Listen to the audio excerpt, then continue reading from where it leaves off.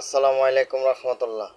Stock খালি হয়ে গেছিল যে ফোনটা আবার চলে আসছে, আল্লাহ রহমতে অ্যাভেলেবেল আছে এখন। আরএফএল কোম্পানি প্রোটন মোবাইল ও অ্যাক্সেসরিজ পাইকারি ও খুচরা যাদের লাগবে তারা যোগাযোগ করবেন স্ক্রিনে দেওয়া নাম্বারে 01718287303।